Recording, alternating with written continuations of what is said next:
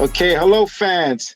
Today in the Brothers of the No Name Show, we have a special guest. We have Coach Ronnie Gueringer. Man, what is up, Coach Ronnie Gueringer? How you doing? Good. I go by Coach G. Most people call me Coach G now. I've been at this thing for a long time. So, yeah, but I'm doing fantastic, and I appreciate you having me on board tonight. Wow, Coach G. Yes, Man, sir. yes. Coach Like I G in said, the house. yeah. I don't want to talk about the personal connection, but yeah, I'm going to bring it up. Yeah, I met you years ago when I was at Inglewood High School. Man, you're a hard-nosed coach, and the beauty of it is, man, you molded some great men. And one of your former players, I'm gonna say his name anyway, Mr. Joe Calcody. He went to Utah after Inglewood High School, and he said, I mean, had great coaches in Utah, but I wish I could have brought Coach Gueringer with me. I mean, that's one thing he said. I said, man, that's a pretty profound statement. That's like almost 30 years ago. I mean, that's amazing. No. That's almost 40 years ago. Oh man, don't age us, man. Don't age us. Well, don't worry. I was coaching, so I was older than you. So right, that's even worse. Yeah. So, but at the same time, I can tell you it was a great time. It was a great group of guys, and I try to tell them now I coach a little bit differently than I did then, but I've always been a guy who believed in discipline and during Inglewood in that time, we needed some discipline and we needed guys to go to the next level. Right. I was trying to teach those guys how to go to the next level. So it wasn't only Cal Cody, it was Mark Mosley, it was Teddy Johnson, it was David Dixon, and we got other guys, Derek Abel, who's now the police chief, and I think it had Haloti Mawala, and I could keep going. Calvin Goodson, Paul Saunders. There was a lot of good young men, and it's an honor that they still call me coach, and they treat me with a great deal of respect, and there's nothing but love and admiration between us. So I was tough, but at the same time, I really thought I was fair, and we had a good time. We really played well, and we did some good things. Right, and then and I've been following you for the years. But it's so amazing, man. You're doing big things. Like you went to right now, Corona Centennial is a powerhouse, but you're one of the people that helped them get to where they're at. And then you went to San Gorgonio. You won a CIF Championship. Then now you're at Corona High School. Program is not so good, but with your track record, you're going to get them there. I mean, I'm saying you have that track record of winning, and then. What I admire about that, it's easy for a coach to go to a winning program. I mean, that's an easy thing to do, but it's amazing to go somewhere and build something. That's why, and I saw that, I said, wow, that's an amazing story. Well, the thing is, I've been fortunate, and one of the things I'm fortunate with is that I've had a great reputation in building programs. I went to San G, and we started San G, and they were mediocre. They weren't great. They weren't bad. They hadn't won in a while.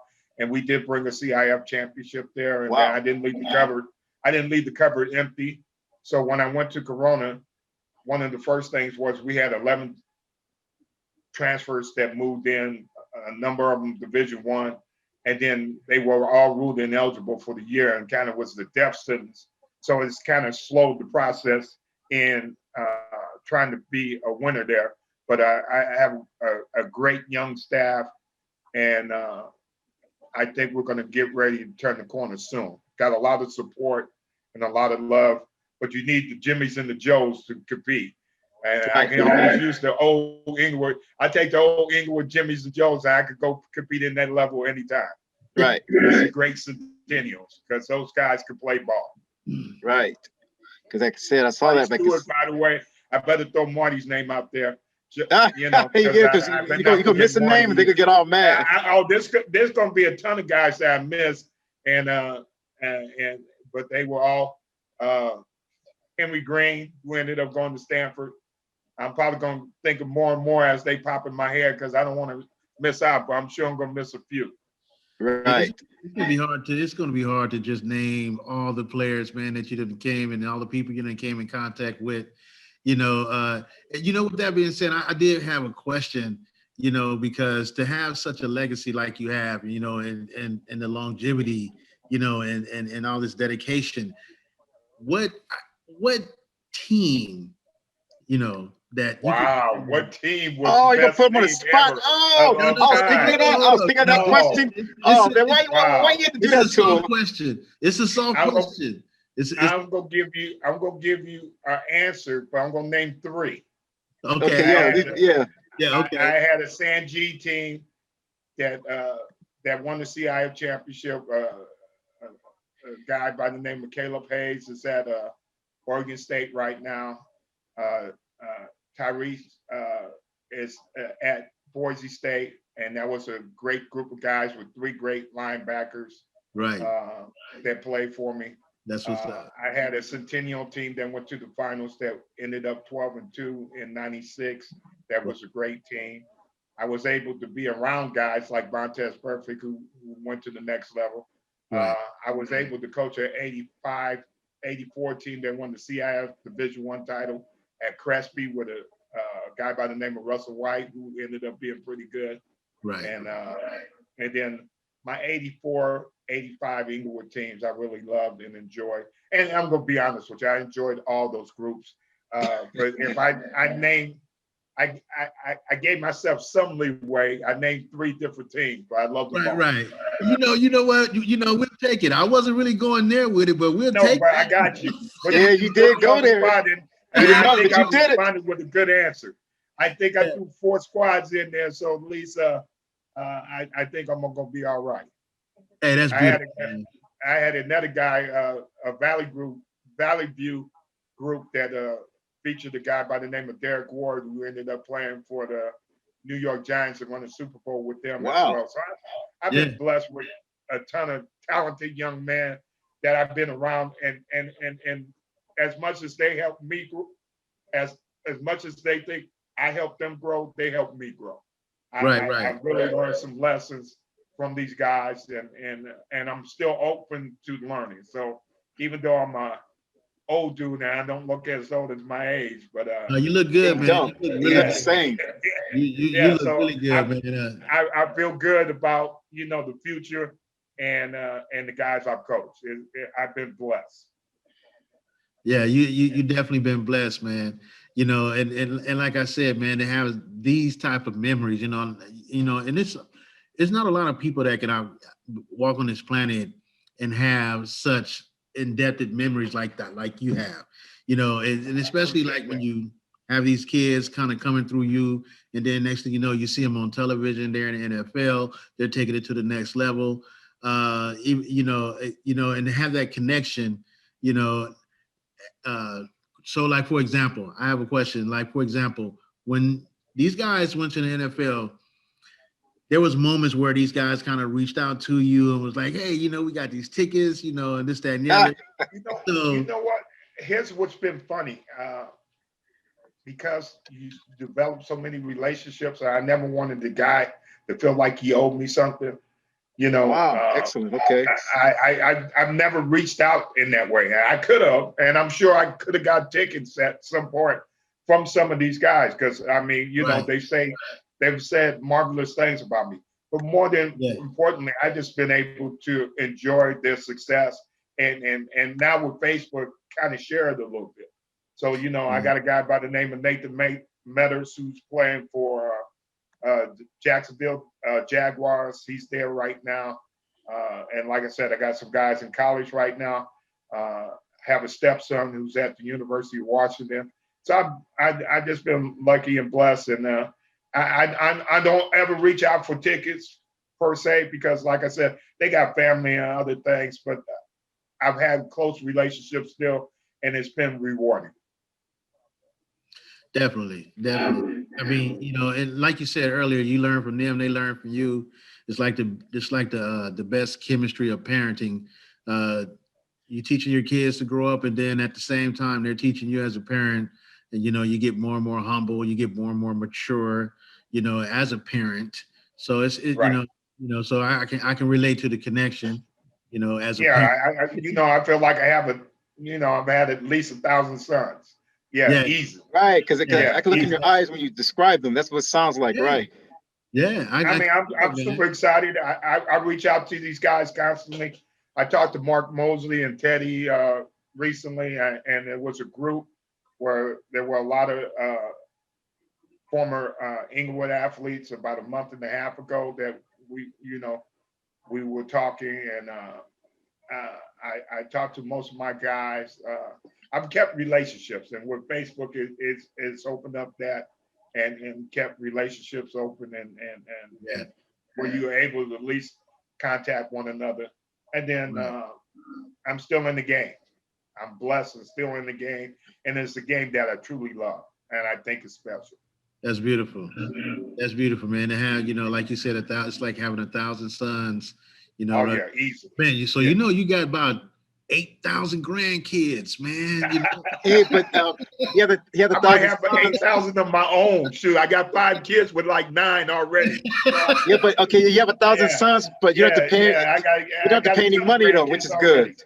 Every time I'm on Facebook, I keep saying, I'm sorry, this is another one. Right. At least you don't have to pay for them. You have to buy them gifts.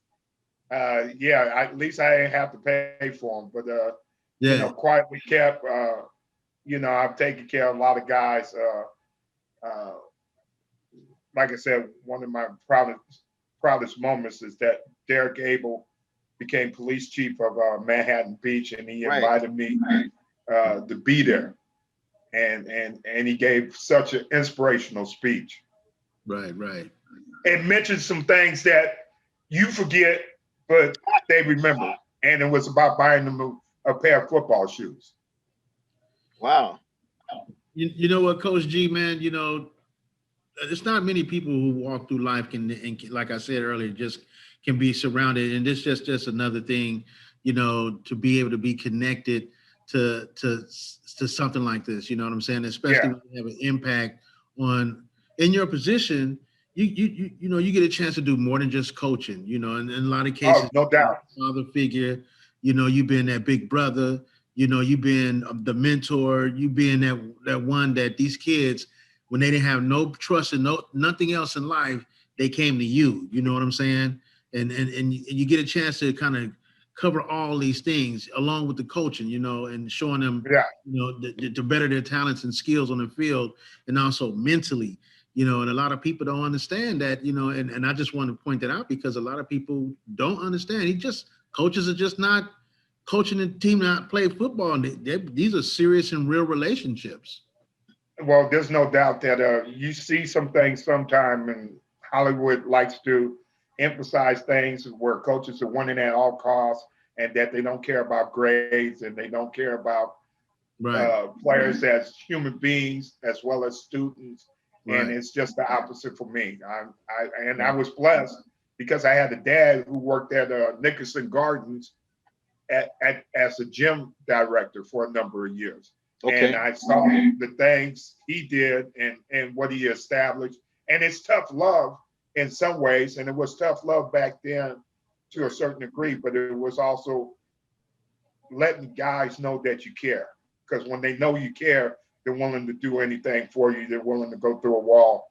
And we had that kind of situation. So it was fantastic for me as far as that was concerned as well. Yeah, I can tell from you, man, you had that power to pull that out of people, man. And, that's like that father figure. They probably looked at Coach G and be like, "Hey, man, the Coach G know you got a C on your on your test, and no, you better not tell him either." We've had those incidents, and there's been different stories. Yeah. So we've had those incidents, and making sure guys understand, because coaching, especially for me, even though I love the game of football and I think it's the best sport ever and everything else, it was an opportunity, and it was a chance to change your life by empowering guys to be great football players, but to get their education paid for. Right. So a lot of times that's what it was about. Joseph Calcody will tell you, he ran into me later, and he's working as a vice VP at Coca-Cola at the time. And so, it's always great. Mark and Teddy are teachers, and Marty is a football coach, and you can keep going on and on. Guys that taken up and done great things. and it's fortunate again that maybe I had a little bit of influence in that.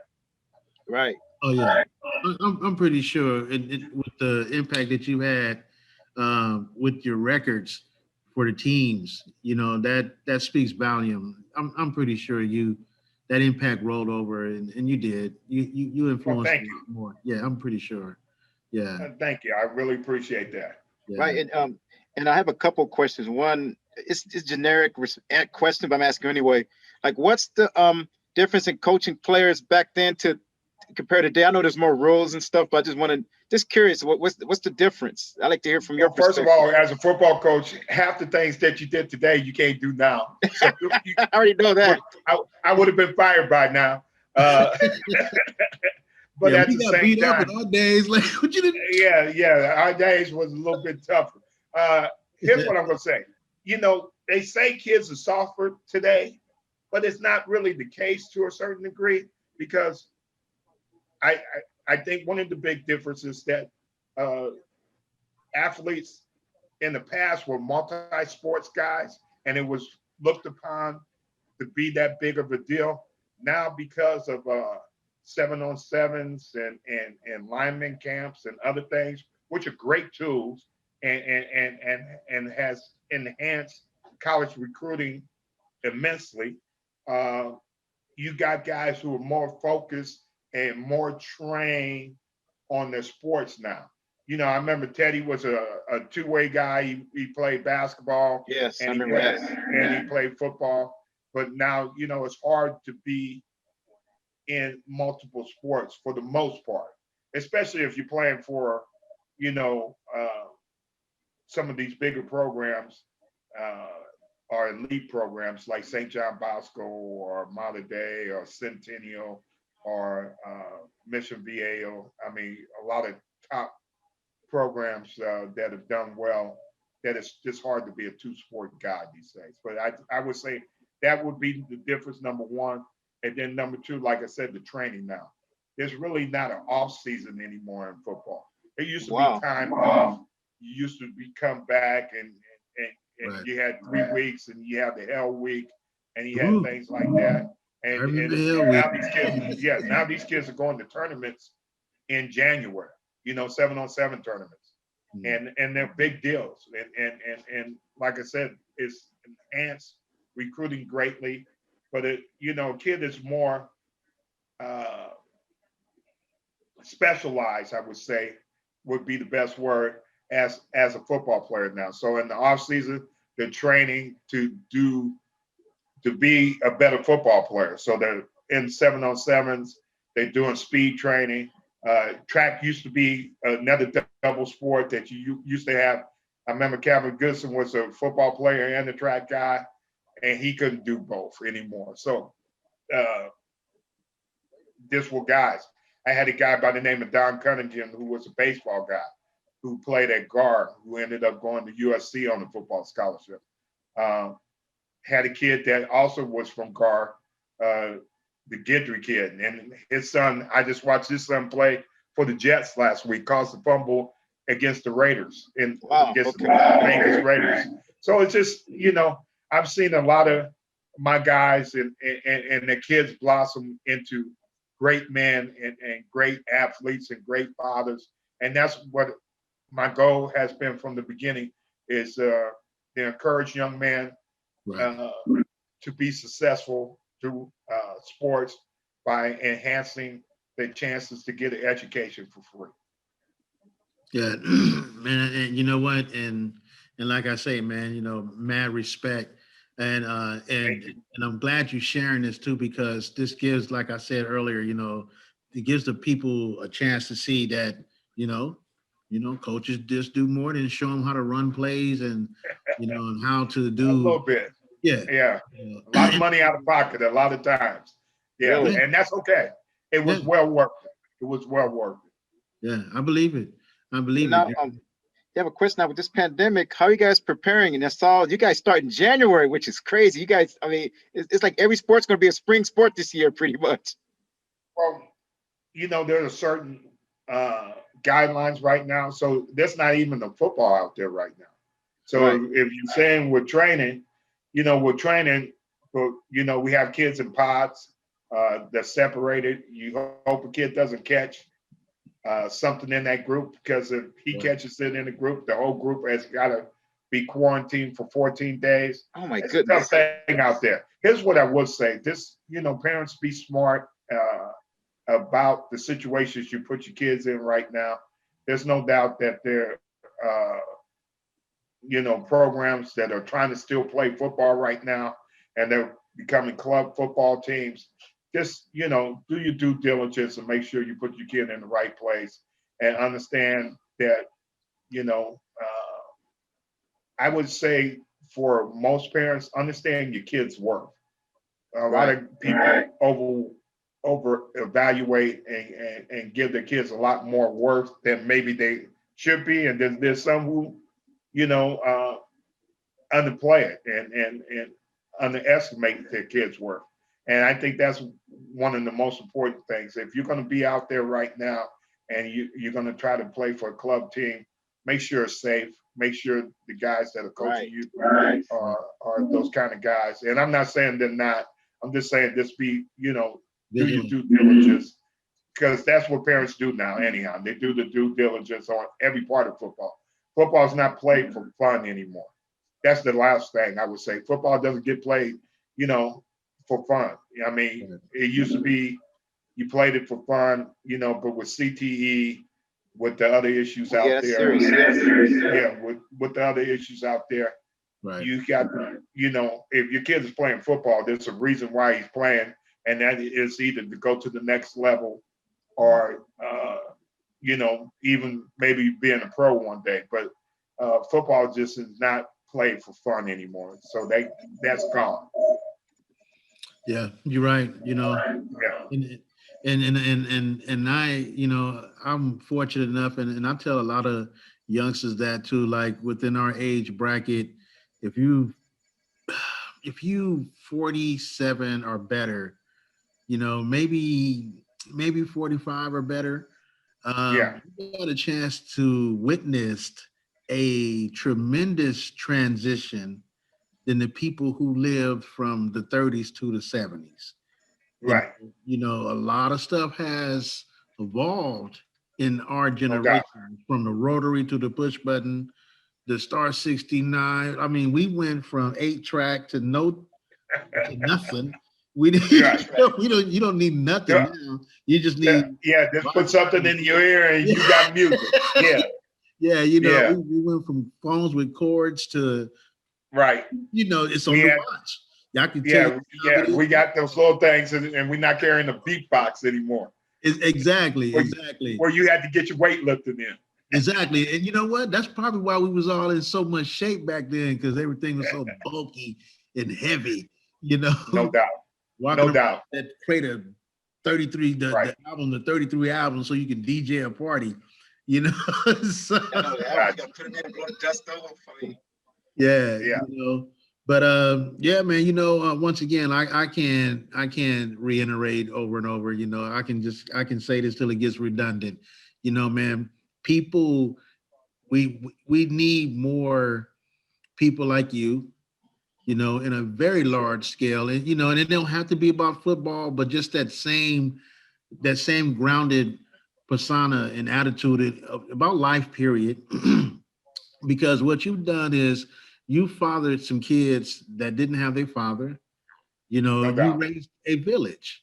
You became that matriarch of a village, in a whole lot of sense. And the reason I'm seeing it, and the reason I keep saying that, and I want to drill this home, is because a lot of people don't grasp that knowledge when you say coach. They don't grasp that type of understanding. Sometimes you may see it play out in a movie or something like that, like you mentioned earlier, but also for the most part, you got these movies that make it seem like it's all about the whatever it takes to win type attitude, and that's it. Just not the case. Right, exactly. And like I said, man, I can feel your energy, man. I would have loved to got coached by you. You probably would have cut my little bad butt, but I would say the key word for me is I've always been passionate. And I'm passionate about a game that I love. I'm passionate about kids doing the right thing and following the process. And so you're right. I've been blessed with something that I can reach people with. I'm doing what I love. And I've been blessed with a talent that I can yell at a kid 1 second, but that kid understands exactly why and knows that I care about him and knows that when he walks off the field, I'm still gonna put my arm around him and love him up, and we got another day, and we're gonna go forward. And I think that's important. Again, if they know you care and you're passionate about it, and I'm passionate about kids. I'm passionate about football. I'm passionate about education. I'm passionate about going to college and creating opportunities and with young people succeeding. So I've been blessed with those things, and so I'm gonna keep doing me, and I've been blessed to be so lucky to have parents who raised me the right way and taught me the right things, and to have that flourish and grow because of their mentoring, where I've done it with thousands of kids, and I'm just super happy and excited that I was able to do that, and hope to still be able to do it for another maybe 10 years or so. Oh, nice. Okay. I have a couple more questions, and then okay, no problem. Now, with your let's talk about your current team. Are there any players to look out for this year? I mean, because you guys are in a tough conference. I mean, you guys got Centennial, Norco, and Santiago. I mean, that's a tough conference. I was wondering, do you have any good players? Yeah, we can look out for. We have a couple guys that come back. We had a kid who his name is R.J. Owens, just got a scholarship to Idaho State. So again, even though we weren't very successful last year, we still got another kid out, and we got a couple kids, Christian Butler, Corian, Coates, two outstanding young men who are going to help our team immensely. The Valdez brothers, Ismael and Isaiah, real good football players. Aiden Thomas, a 6'7" kid that's got a ton of ability that could maybe go to a Division I school if everything falls in place for him. Another good football player. So yeah, I got a few that and the group as a whole, we're starting to learn and grow. I have an outstanding coaching staff, two coaches in particular, Kellen Johnson, who's my defensive coordinator, just came on this year from Chino Hills, and then Mike Bass. And even though you guys might not know it, the Bass brothers are legends in Corona, and in particularly Centennial. Mike was a CIF Player of the Year. He also had a brother by the name of Ryan, who was a CIF Player of the Year. Also had a brother named Ray. They went to San Diego State. So all three went to Division I schools. And so the Bass brothers are legends out here.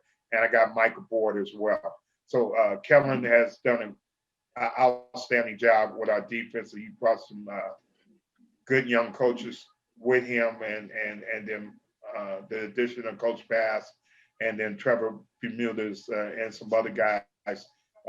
We're definitely heading in the right direction, and we're going to turn this soon. This got to get a couple people to stick their toe in the water. That's another thing a little bit at times. If anybody can get it done, it's you. Well, here's what we're going to say. We're not going to take no for an answer yet, and we're not going to take defeats and losses as what our program is going to be in the end. So we definitely going to get it turned. There's no doubt about it. 100%.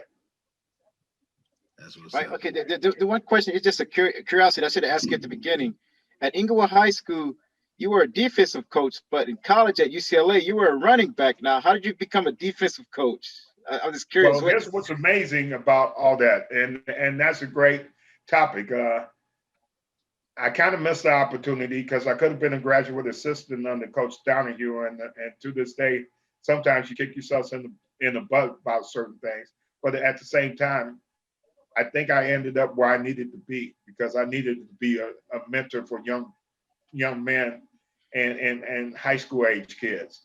And so I ended up going to Crespi High School, and I worked with a guy that I worked with several places, a guy by the name of Steve Silverman.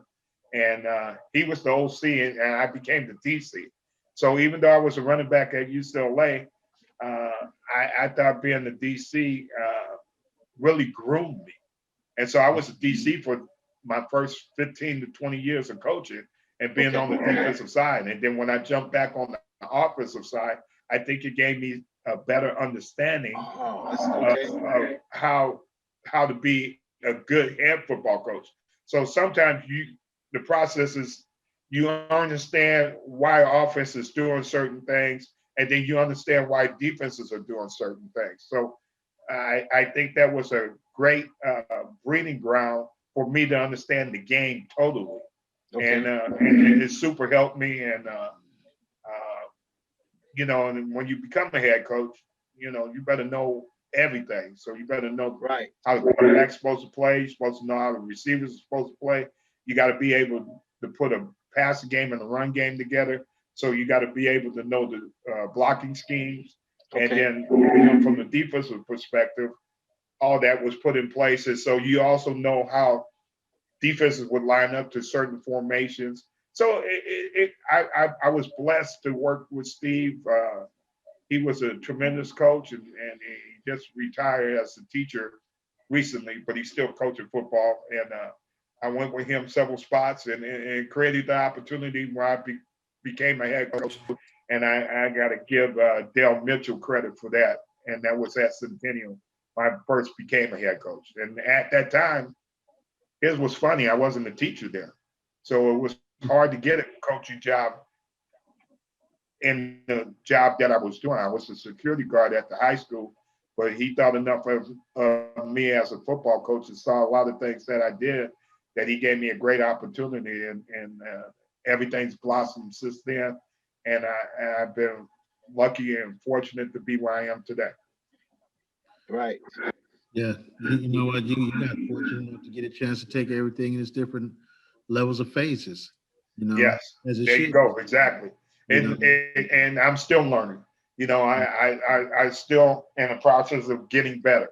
So but you're absolutely correct. I just was blessed with the opportunity, and I took advantage of it. And I'm so happy that I'm doing what I do. Not a lot of people get the chance to do what they love, and I do what I love. Right. It's not even work for you because you love doing it. Yeah.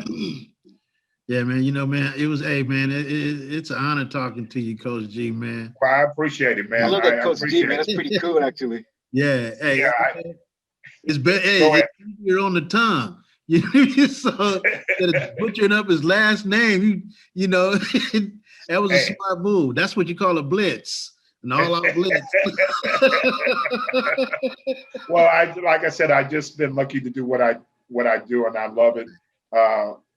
And more importantly, I have a great reputation. And the IE people who know me say a lot of good things, and I appreciate that.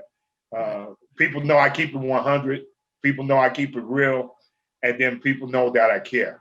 And when you got those kind of things, it's built a reputation. And then I've been lucky too that guys that I sent to the next level have performed to the capacity that I said they could.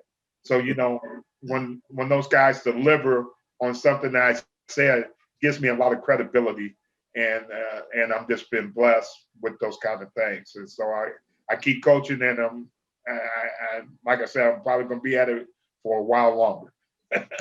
Right. Yeah. Right. I have one more question and comment, and then I'm gonna give you a heads up. My co-host Troy, he does a good Bernie Mac impersonation. And, okay. Bernie Mac's gonna ask you some questions. We close things out. All right. I just have one comment. Don't forget, we got kids watching. No, if he does real Bernie, we in trouble. There you go. Yeah. One thing I remember you as a coach, you had that tough love thing, but I remember you having these big arms, man. These huge arms. Your arms like thighs of people. Okay, you still I do. still, Whoa. I still do. Yeah. I still do. I remember. I still. I remember you going off of these knuckleheads that was like way taller than you, but they're scared. Those arms, man, they had them going like it was like a Mighty Mouse kind of thing, you know. He still got them. You see them? I still got them. I know. Yeah, I still lift weights, and I still got close to a 400 bench. I benched 495 and 190 at one time. So yeah. Tyrone told me about something like that. Wow, 495. I've been able to bench and yeah. So I've been fortunate. I didn't grow tall, but I grew wide. So I've always been the big man. I want to tell the audience too. Now we was kids, and he was a coach. Now, when I was at Inglewood, I was a kid. And this man got them arms looking like that. Now, just to give you on perspective, we're not going to even ask him how old he is. We're not even going to do that, even though he probably don't have a problem saying it. I'm just going to let y'all know I'm 53. So, and he showed that arm up there looking like an anaconda. I still got a little bit of it, yeah. So, I still got a little bit of it. That's probably one reason why you're successful. They see those arms, man. They don't want to act up on you. You know what? Like I said, I've been blessed with that, and I love weightlifting, and it's something that I almost love as much as football. So yeah, I've been blessed to be gifted in that area as well. No wonder all them kids are so good, man. They looking at them big old biceps, like, nah, I'm not. Nope. Well, every once in a while, they help enforce some things. Yeah. Man. They're good camouflage. They keep guys off. I mean, weighing 495, that means when you do work on your car, I mean, I did work on car, you could lift it up. You don't need the jack. You could just hold it up. No, you don't need the jack. Well, okay, I'll take it. But yeah, that's nice. Hey, you know what? Hey, you look good, man. You look good. Too bad he can't use that strength to get rid of coronavirus.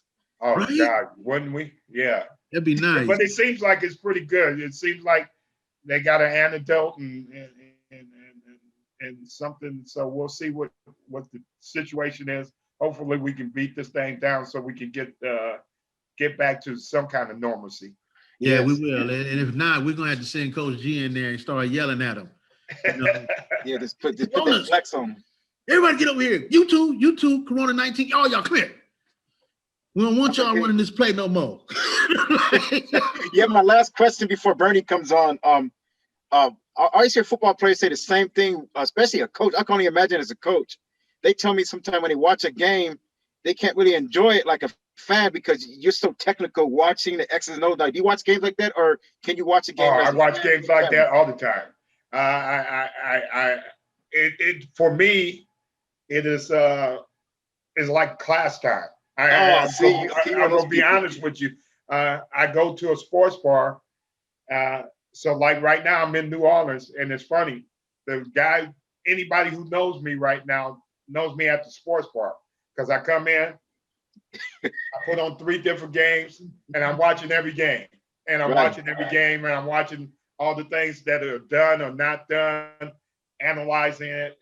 It kind of, my dad made me a thinker as far as football was concerned a long time ago. So when I'm watching games and I'm yeah, no, this, yeah, that, no. I'm stealing from coaches because the other part is when you watch a good football coaches, usually nobody comes up with an original idea. It's stolen from somebody else. So you see some things and I write them down. Yeah, I write them down and I put them in. Hey, that looks like something we could use. So I'm always paying attention. And that makes sense. Right. Here's what I'm gonna tell you. Here's the part that's different though. They say they can't enjoy it. I'm loving it. I'm loving it. I'm in it. I'm in it to win it, and I'm thinking of plays. I'll tell my dad, hey, they get ready to call this, or I'll see some things. Sometimes I might take the fun out of the game if you're around me because I can see it before it's happening. Sometimes. Okay, that makes sense. And I'm gonna be honest with you, it's the way I succeeded at UCLA as a walk-on. Right. Because as a walk-on, I couldn't make mistakes. And so I had to be mentally sharp and I had to know things because when you walk on, you make a mistake, you're out. So I made sure I didn't make mental mistakes. But it's fun for me. I just love it. I'm going to be honest with you tomorrow. I'll be watching 4, 5, 8 college games. And Sunday I'm going to be watching every game, including the Steelers, who keep getting beat down right now. I'm a Steelers fan. So Okay, you and Mr. we Tyrone coming to Kelko. deliver a message on Sunday. Hey, look, you know, y'all went undefeated so long, man. We did, but we Yeah. lost, and now everybody thinks we're trash. But okay, we'll The get one back loss, at it. though. Yeah, we just they act like we lost 8 games, and then that we lost to, like, Mary's School of the Blind or something like that. Right. We lost to the Redskins, and the thing is, in pro football, you could lose any week. I mean, the Giants went up and beat the Seattle Seahawks up there that week too. So, hey, Yeah, it's quality football out there. That's why they came up with that phrase, any given Sunday. There you go, without Right. a doubt. Exactly. Now, which high school did you go to? You know, went to college and I went to UCLA, and then I went to a high school called Mount Carmel High School, which is no longer in existence, but it was just like Sarah High School. okay. So Sarah High School, St. Mary's High School. I heard of Mark Carmel. Okay. Mount Carmel was on 71st and Hoover. And if you remember when the riots broke out, that's right around where a lot of things happened. But I know that school. What now? I know that school. Yeah, I heard of Mark Okay, Carmel. but Yeah. Mount Carmel was back there. Yeah. So it was on 71st and Hoover. And my brother graduated in the last graduating class. I won't say what year, because we're going to keep my brother safe. We'll keep his age safe. Okay. Okay. Well, But I don't mind. Respect, I don't mind. Respect. Yeah. I mean, arms like that, man. You can say your age anytime. Okay, I got you. I'm 63, so I'm good. I'm good though. Hey, I feel. Here's what I can tell you. I feel 40 mentally, and from the upper body upward. Now my knees feel like I'm 90. Well, the knees, yeah. The knees is one thing that gives you up. Yeah, the knees feel like I'm 90, but besides that, I'm good. yeah, it's always the knees, man. You know, we done did No so doubt much about stuff. It's always the knees. The shocks. Yeah, had 3 knee surgeries. It's always the shocks. A little bit beat up, but I'm still making it. Right.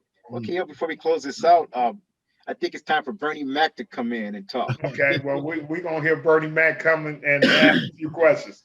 Okay. Okay, Coach G, I see you, and I've been reading up on your history. I think I like you, okay? I think you're doing a good job with these kids, too. Now, since you said kids watching, I ain't gonna use no profanity tonight, okay? Because you know how I can get down. You know I cuss, but I ain't gonna cuss tonight, okay? But I got a question for you, okay? Now, I'm gonna tell you something. This the rules. If you don't answer the question, you're gonna be some problems. No, know what? I forgot how big your arms are. I ain't threatening you. I take that back. America, I ain't threatening y'all. I ain't threatening you, okay? But I do got a question for you. Okay? It's about the quarantine. And I call it the Corona team, okay? I want you to hear me say Corona team. Because they put it all together. Ain't got time for all that other stuff. Okay? Now, if you had the quarantine with 3 families, okay? And the families were the good times, different strokes. Well, 8 is enough. Which family you quarantine? Boy, that's a tough one. Good times. You know what? Pops was tough. He I was picked the same family. I like that. Yeah, Pops was He tough. broke though, man. You be eating beans every day, man. And they were, but Bernadette was pretty fine back then. Oh, okay. I know what you. We had the same reason. We think alike, man. Coach G. You know what? Hey, Bernie, I'm feeling you, Bernie. I understand completely. I said the same thing. Okay? I said All the right. same thing. Now I'm telling you something now. I got another question for you.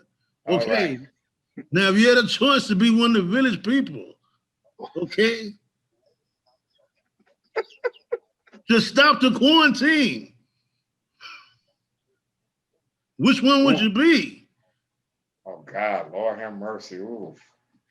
Village people, huh? That's We what could I come said up now. with- I said yeah, we could come up with anything better, huh? I guess I'll be the chief.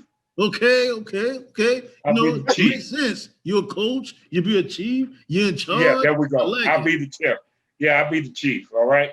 I like it. There was another All question. right.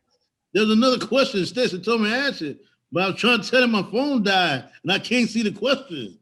Okay. So I don't remember two of the questions. So, That's a good impersonation, man. That's a great Bernie, man. You need to, Yeah, I think we can stop it there. you need to go take that out and go make some money right now, bro. Yeah. Go make some money. When he does that, I be thinking he's Bernie appreciate Mac. I'm serious. I Yeah, appreciate Coach G. that is a good Bernie. I appreciate And, that. and when you go do your routine, and I'm serious, when you go do it, give me a call. I'll come check it out and support you. You know what? We could be one of your sons. Your You daughter. just hit me right here, man. You hit me right here. Oh God. Oh God. Right here, Coach G. Thank you, man. All right, Bernie's one of the best. All-time favorite. Definitely. All-time favorite, man. Definitely. That's good, man. Thank you, man. Thank you. Okay, that's all we have for today. Unless you have anything to add before we close out. I mean, everybody's Hey, good. first of all, I appreciate you guys inviting me to the forum. I hope it goes well for you.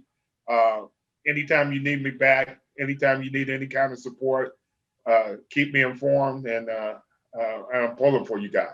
Definitely. All right, and I appreciate the time. I appreciate the time, and I appreciate all the young men I coached. In particularly, I like to, if my family's going to see it, I'd like to thank my kids for their support and the things that I missed. Because a lot of times as a football coach, you miss a lot of things. But my kids have always been supportive of me as a football coach. A couple of my boys have followed in the same footsteps, and love them all. And so I would say, in the end, I like to thank my kids as well, and nothing but love. Hey man, it was an honor. Hey man, it was an honor. I ain't even gonna lie, it was an honor because I get a chance to sit down with Coach G, and I was going to the school. So hey, Sentinel for life, right? Yeah. Yeah, he was Sentinel for life, and I can tell you, I love Inglewood, and I love that time there. And then I coached later on with Angelo Jackson, and we had some guys as well. And it was always have nothing but love for Inglewood, and a lot of good things happened out of that. That's what's up, man. All right, man. All right, gentlemen, you guys have a great time, because even though